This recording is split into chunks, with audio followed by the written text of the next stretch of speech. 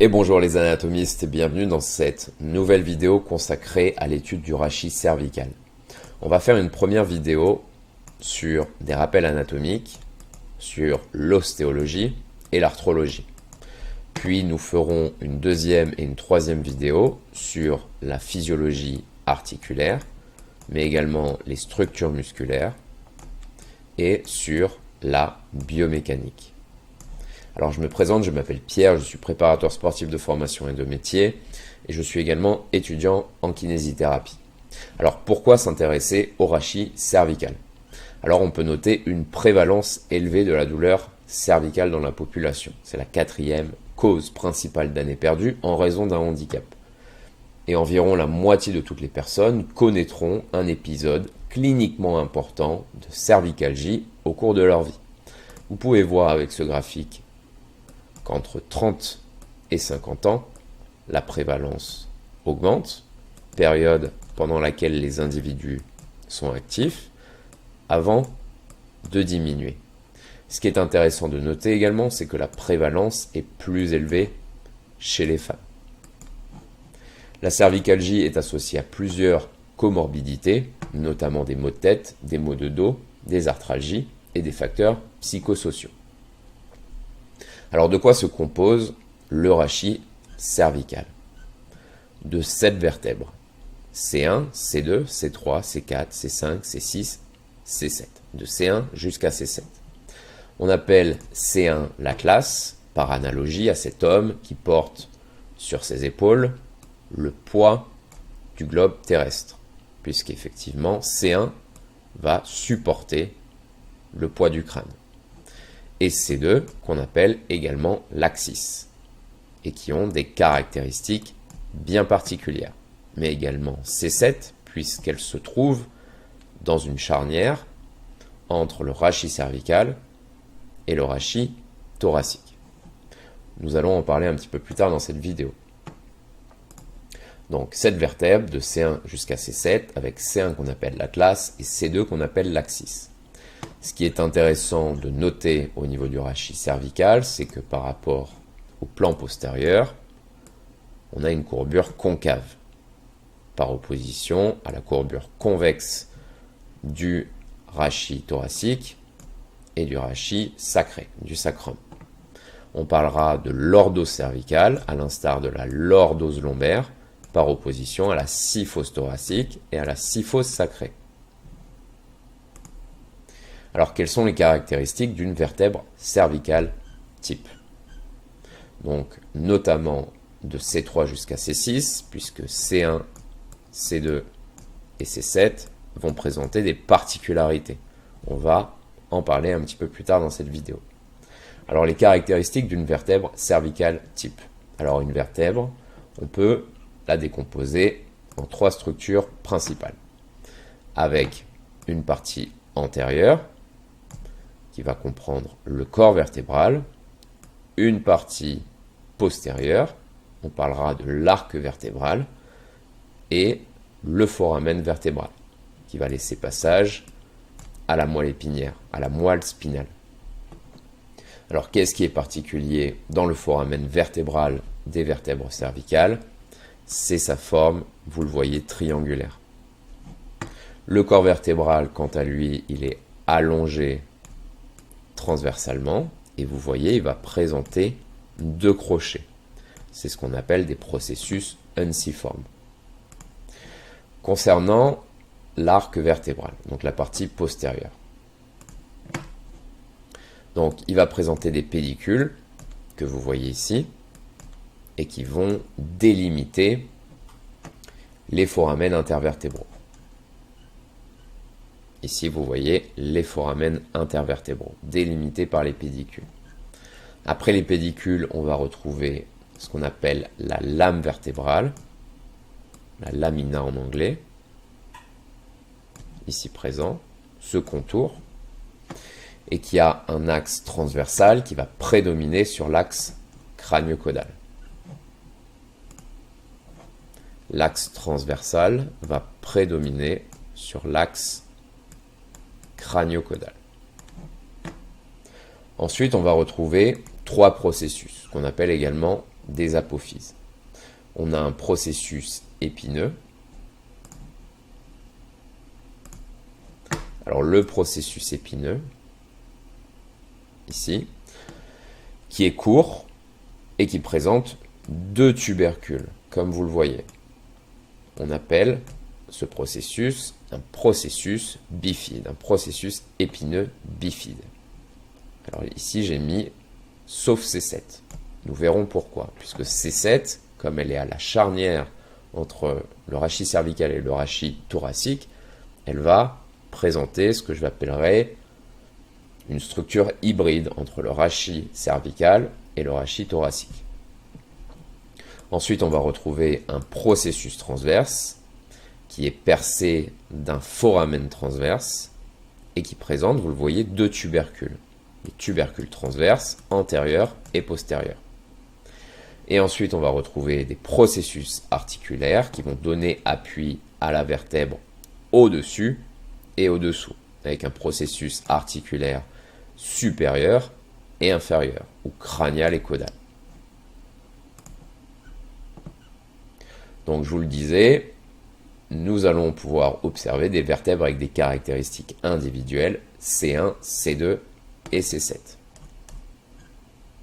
Comme vous le voyez ici, C1, C2 et C7. Nous allons les étudier un petit peu plus tard dans cette vidéo. Alors le rachis cervical peut se décomposer en 2 parties. On a une colonne cervicale haute et une colonne cervicale basse ou inférieure. Alors la colonne cervicale haute comprend l'os occipital, qu'on appelle C0, mais également C1 et C2, le rachis cervical haut, ici représenté. Et le rachis cervical bas, de C3 jusqu'à C7. Alors le cou apporte du soutien et de la mobilité à la tête. Elle est traversée par la trachée, l'œsophage, la moelle épinière, le système vasculaire de la tête et également le foyer de la thyroïde.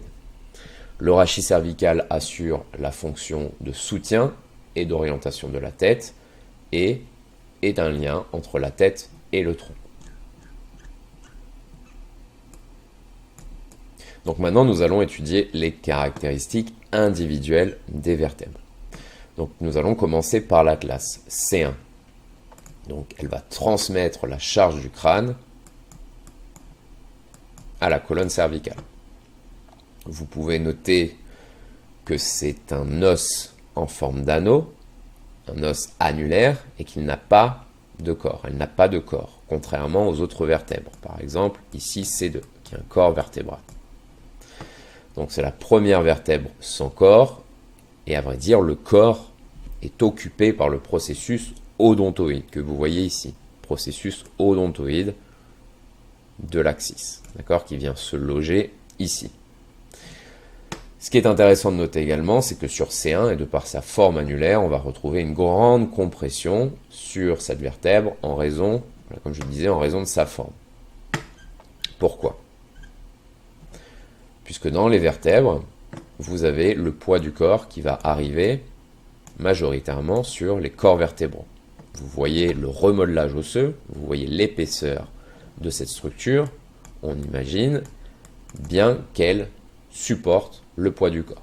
À vrai dire, on appelle ça la colonne vertébrale statique et la partie postérieure, on va appeler ça la colonne vertébrale dynamique. D'accord ? Un rôle de mobilité et ici un rôle de stabilité. Et le poids du corps va venir au niveau des corps vertébraux. Mais en raison de la disposition de l'atlas,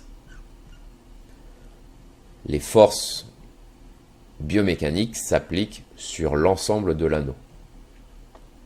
Donc vous pouvez voir, C1 est formé par 2 masses latérales qui sont reliées en avant et en arrière par 2 arcs osseux. Ici, vous avez les masses latérales avec un arc antérieur et un arc postérieur.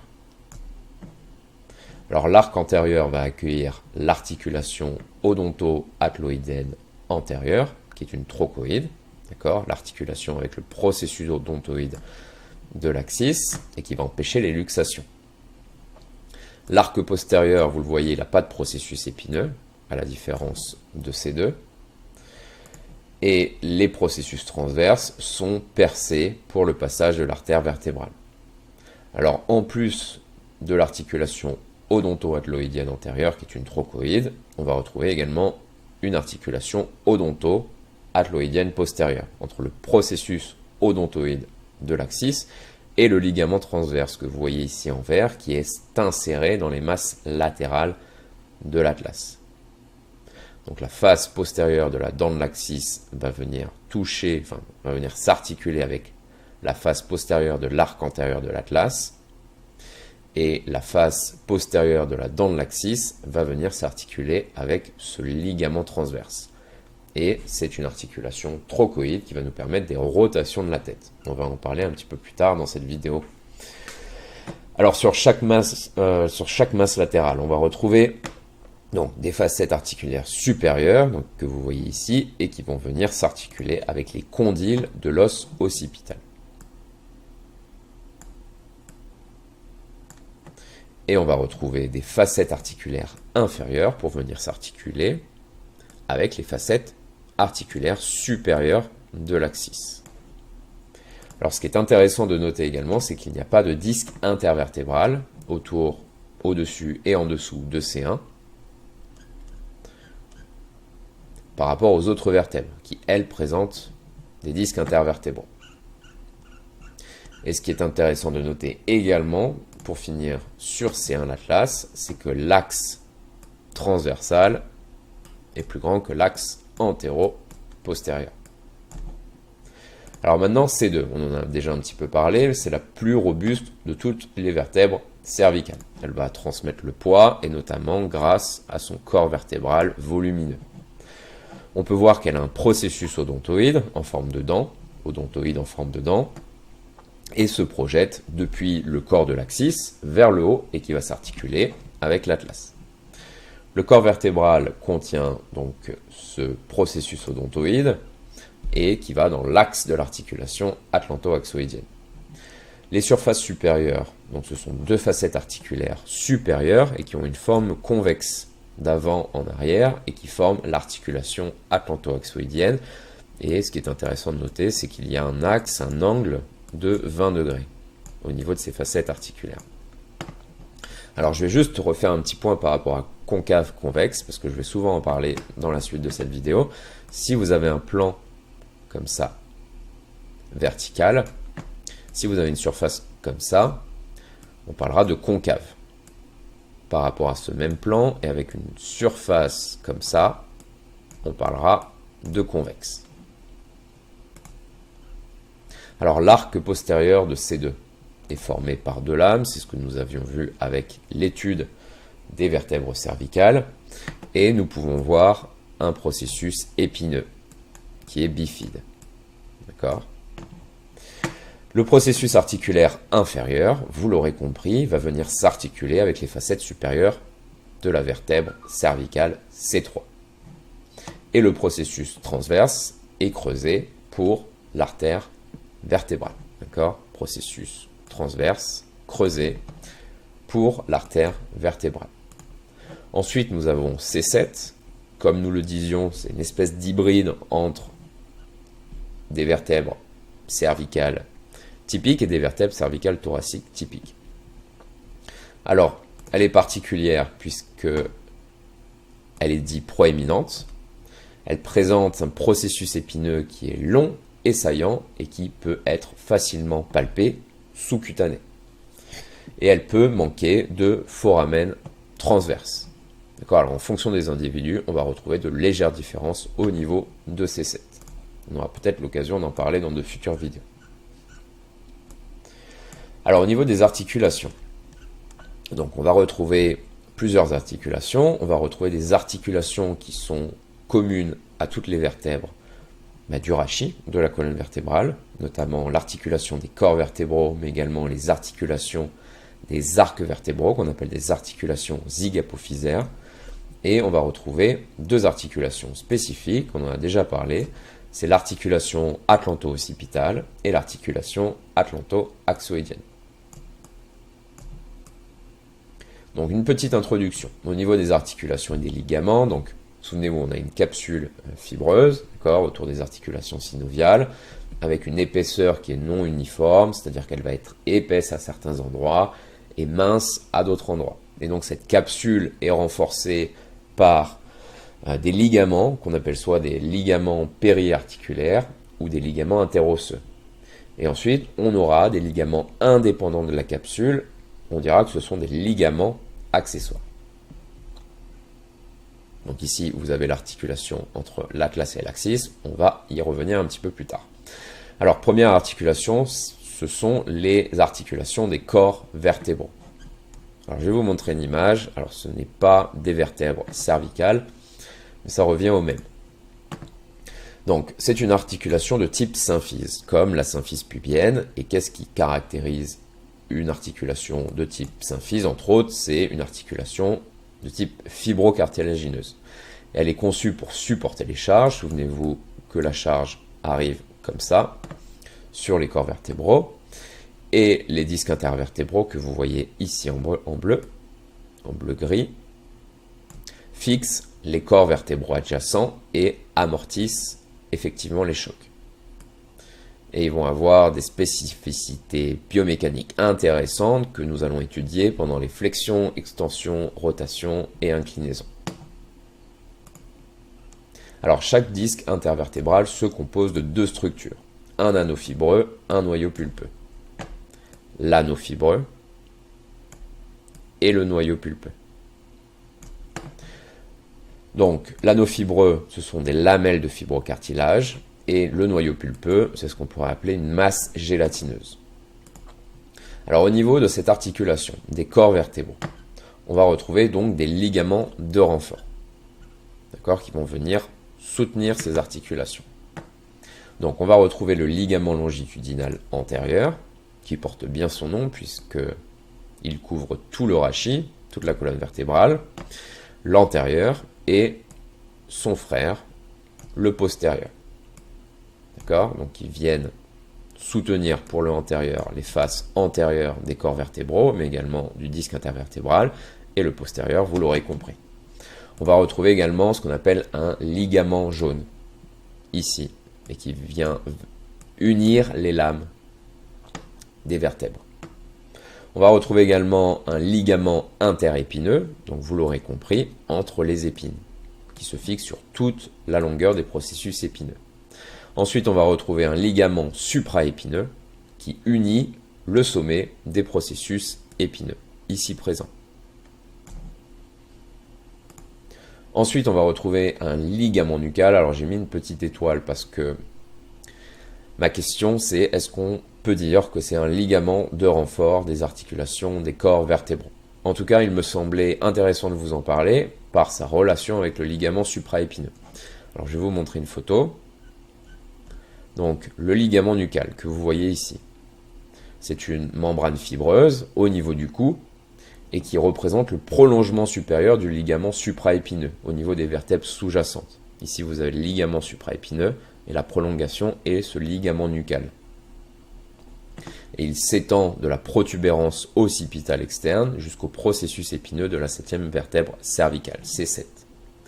Ensuite, on va retrouver également des ligaments intertransverses, donc vous l'aurez compris, ce sont des ligaments entre les processus transverses. Alors j'ai mis une étoile ici, puisque dans la région cervicale, ils sont inconstants, irréguliers, et ils sont souvent remplacés par du muscle. Ensuite, nous allons retrouver les articulations des arcs vertébraux, qu'on appelle des articulations zygapophysaires. Donc souvenez-vous, les arcs vertébraux, ils sont réunis par ces articulations zygapophysaires ou les articulations entre les apophyses ou les processus articulaires supérieurs, inférieurs des vertèbres adjacentes. D'accord, que vous retrouvez ici. Je vais vous montrer une image, une autre image. Alors ici, ce sont des vertèbres thoraciques. Et ici, on a l'articulation zygapophysaire. Alors la différente orientation des apophyses articulaires, des processus articulaires dans les différentes régions de la colonne va déterminer le degré et l'axe de mouvement de la colonne dans chaque région. D'accord ? On en parlera un petit peu plus tard, mais la mobilité de la région cervicale est différente de celle du thorax, du lombaire, etc. Donc, ici, enfin plus particulièrement dans la région thoracique et cervicale, ce qui nous intéresse, on pourra les considérer comme donc des articulations synoviales, certes, avec une capsule articulaire, mais des articulations arthrodies, planes, qui vont permettre dans les mouvements de rotation, de flexion et d'extension de glisser l'une sur l'autre et d'accompagner donc le mouvement des vertèbres. Donc, les articulations zygapophysaires sont stabilisées par les ligaments qui unissent les lames, nous les avons vus déjà, les apophyses transverses, nous les avons vus, et les processus épineux des deux vertèbres consécutives. Ensuite, nous allons étudier la troisième articulation, qui est l'articulation atlanto-occipitale, entre C0 et C1, donc entre l'atlas et le crâne, d'accord, C0 et C1.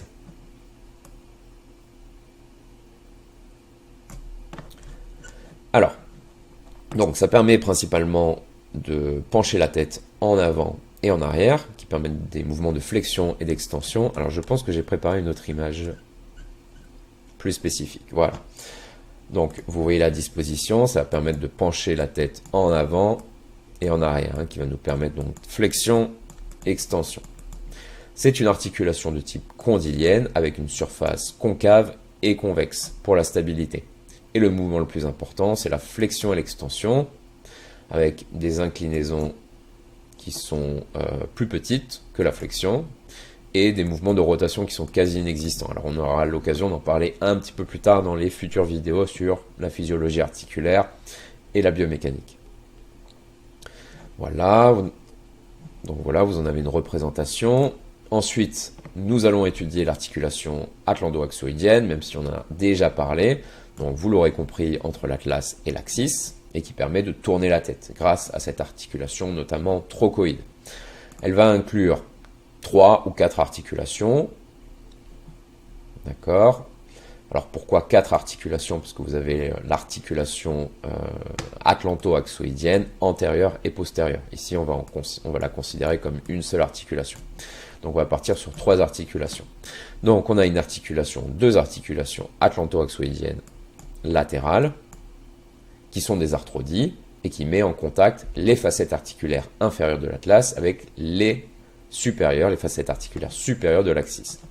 Ce qui est intéressant de noter, c'est que ces deux articulations intervertébrales ont des surfaces biconvexes et qui permettent d'agir comme un espèce de ménisque. Alors c'est pas très évident sur toutes les images, je vous en ai sélectionné quelques-unes. Vous voyez la double convexité des surfaces articulaires. Ici, ici et ici, un peu moins évident.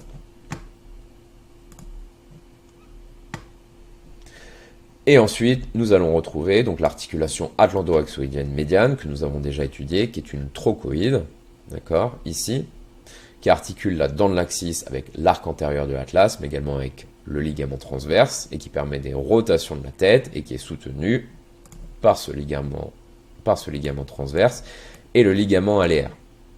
Alors on va étudier les ligaments de renfort maintenant, qui sont très importants. Alors je vais prendre une autre image, et nous ferons un récapitulatif de cette vidéo par rapport à cette image. Donc voilà, les ligaments de renfort. Donc premier ligament dont je vais vous parler, c'est le ligament cruciforme. Vous le voyez ici. D'accord? Alors en forme de croix, d'où son nom cruciforme, et il est constitué d'un faisceau longitudinal et d'un ligament transverse, d'accord, qui fixe la dent de l'axis contre l'arc antérieur de l'atlas.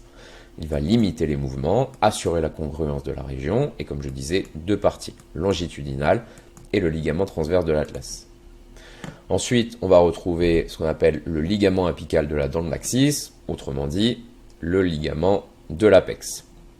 Vous l'avez ici en 3, d'accord, qui fixe l'axis à l'os occipital. Et on va retrouver, donc ça c'est médial et plus latéral, ce qu'on appelle le ligament aléaire, ici en 4, ligament aléaire, qu'on retrouve également ici. les ligaments aléaires vont fixer également la dent de l'axis au crâne, hein. Ce sont deux ligaments latéraux au ligament de l'apex. Ils vont limiter l'inclinaison de la tête et limiter la translation postéro-antérieure. Ensuite, on va retrouver la membrane tectoriale. Alors ici, vous avez une représentation de la membrane tectoriale qui a été disséquée. Je pense que j'ai préparé une meilleure image. Voilà. Vous avez la membrane tectoriale qui est là, qui est postérieure au ligament cruciforme. Le ligament cruciforme est davantage antérieur et la membrane tectoriale postérieure. Ce qui est intéressant de noter aussi par rapport à cette membrane tectoriale, c'est qu'elle est dans le prolongement du ligament longitudinal postérieur. On pourra la décomposer en fonction des livres en une membrane tectoriale médiale et deux latérales. Et bien sûr, vous avez la membrane atlanto-occipitale antérieure, postérieure, latérale qui viennent renforcer toutes ces articulations. Alors je pense que j'en ai terminé avec cette vidéo et dans la prochaine vidéo, nous allons étudier la physiologie articulaire du rachis cervical supérieur et inférieur, mais également du rachis cervical dans son ensemble. Et on va faire un petit récapitulatif, et notamment donc avec cette photo. Donc ici, on est sur l'articulation, vous le voyez, entre C1 l'atlas et C2 l'axis. Ici, on retrouve nos ligamentum flavum, qui est le ligament jaune. On retrouve les membranes atlanto-occipitales, le ligament intertransverse, qui unit les processus transverses, les capsules articulaires de l'articulation, souvenez-vous, zygapophysaire, la membrane tectoriale, d'accord, qui est dans le prolongement du ligament longitudinal postérieur, le ligament transverse, qui maintient la dent de l'axis contre l'arc antérieur de l'atlas. Nous retrouvons le ligament aléaire, le ligament apical, ligament de la dent de l'axis, la dent de l'axis, d'autres capsules articulaires, les facettes articulaires, le processus transverse, on en a parlé, le foramen transverse, okay, l'arc postérieur de l'atlas, le tubercule de l'atlas, on n'en a pas parlé, le petit tubercule ici, et en dessous, vous avez l'axis. D'accord.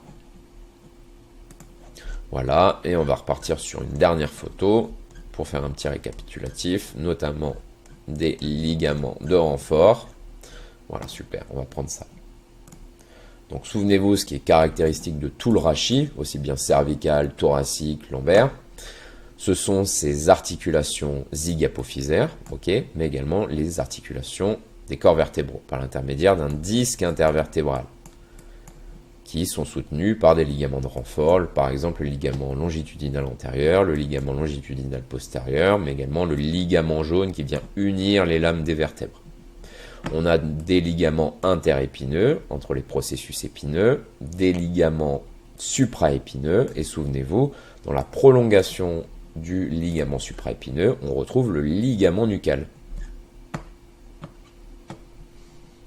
Et voilà, c'était tous les anatomistes, merci de m'avoir suivi, et je vous dis à très vite. Au revoir.